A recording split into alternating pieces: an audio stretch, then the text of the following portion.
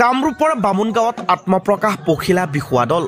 কামৰূপ জিলাৰ ৰঙিয়া মহকুমাৰ অন্তৰ্গত বামুণগাঁৱত আত্মপ্ৰকাশ ঘটিল এটি বিহুৱা দলৰ। এইবেলি নতুনকৈ গঠন হোৱা পখিলা বিহুৱা দলৰ বিহুৱতী ঢুলীয়াসকলক সকলোৱে প্ৰশংসাৰে উপচাই পেলোৱা দেখা গ'ল। যি সময়ত অসমীয়াৰ বাপতি সাহোন বিহু নৃত্যক একাংশই বিকৃত কৰি বিতৰ্কৰ সৃষ্টি কৰে, সেই সময়তে নৱপ্ৰজন্মৰ বাবে আদৰ্শস্বৰূপ হৈ পৰিছে এই পখিলা বিহুৱা দল। উল্লেখযোগ্য যে এই বিহু দলটোৰ অন্যতম বৈশিষ্ট্য হৈছে ইয়াত বিহু নৃত্য কৰা প্ৰত্যেকজনী নাচনী একোজনী বোৱাৰী। নৱপ্ৰজন্মক বিহুৰ প্ৰতি আকৃষ্ট কৰাৰ বাবেই এই প্ৰচেষ্টা হাতত লোৱা বুলি বিহু দলটোৰ বিষয়া নৱজিৎ কলিতা আৰু প্ৰদীপ কলিতাই জানিবলৈ দিয়ে। কি হয়, আমাৰ বিহু বুলি ক'লে আমাৰ ল'ৰা আছামত আচলতে বিহু নায়েই। বিহু আমাৰ ল'ৰা নতুন প্ৰজন্মই বিহু গাবই নজনা হৈছে। পুৰণাখিনি জানিছিল, নতুনখিনি কিন্তু নজনা হৈছে। সেইটো লৈ পেলাই আমাৰ গোটেইকেইটা আচলতে বোৱাৰী মানুহ, চবকেইটা মানে জীয়ৰী কোনো নাই, মানে ছোৱালী কোনো নাই। বোৱাৰীবিলাকে মানে কি কৰিলে, সিহঁতে আগতে বিহু গাইছিল।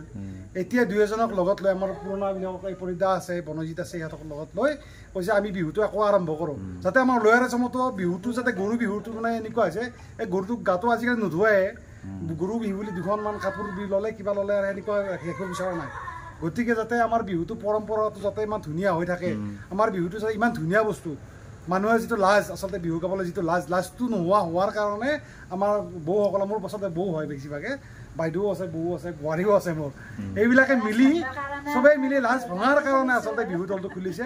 আৰু আশা কৰিছোঁ এই দলটোৰে আমাৰ এই যিখিনি ল'ৰা আছামে মানে বিহু আমাৰ গাঁৱৰ বিশেষকৈ আমাৰ কামৰূপৰ যিখিনি মানুহ, সেইখিনি মানে লাহে লাহে লোক সংস্কৃতিৰ পৰা বহুত দূৰত গৈ আছে, সেইখিনি যাতে ওচৰত চাপি আহে, লাজবিলাক যাতে ভাঙে, গাঁৱে ভূঞেও যাতে বিহু আহে, তাৰ চেষ্টা এটা কৰি আমাৰ এই পখিলা বিহুৱা দলটো খুলিছে। তাৰ আমি নাজানো কিমান সফল হ'ব পাৰিম বা সিমান সফল হৈছোঁ।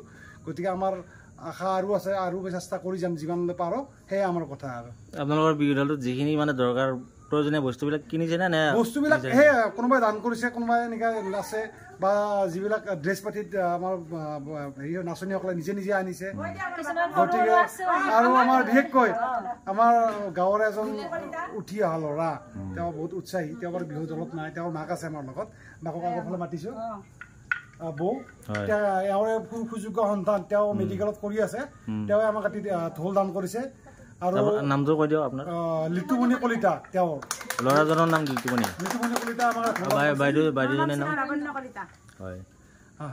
আৰু লগত আপোনাৰ নামটো কোৱা নাই। মই শ্ৰী নৱজিৎ কলিতা, মই মানে পৰিচালক। আৰু মই পৰিচালক নহয়, আচলতে মই তেখেতসকলে লগ ধৰিছিল, মই গাঁৱৰ চবতকৈ সৰু, গতিকে চব মোৰ বৌ হয়। দেওৰৰ লগত নাচিব ভাল পায় মানুহবিলাকে, এইবিলাকে আনিছে। আৰু লগতে মই এটা ঢোল আনিলোঁ, তেনেকৈ অকণমান তাল আনিলে।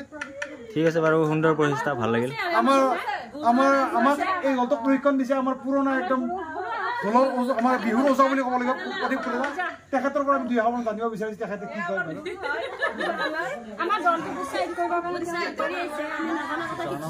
প্ৰথমে ৰঙালী বিহুৰ শুভেচ্ছা জ্ঞাপন কৰিছোঁ আপোনালৈ, তথা সকলো অসমবাসীলৈ শুভেচ্ছা জ্ঞাপন কৰিছোঁ। আচলতে ময়ো ভাবি আছিলোঁ, যদি আমাৰ সমাজৰ পৰা বা আমাৰ ওচৰৰে কেইজনীমান যদি ছোৱালী বা হওক বা বোৱাৰীয়ে হওক, যদি বিহুৰ প্ৰতি ৰাপ এটা আহি যায়, তেনেহ'লে ময়ো এটা দল এটা কৰিম বুলি ভাবি আছোঁ। কামৰূপ জিলাৰ পৰা অজয় কুমাৰ ডেকাৰ ৰিপৰ্ট, নেশ্যন লাইভ ডেইলী।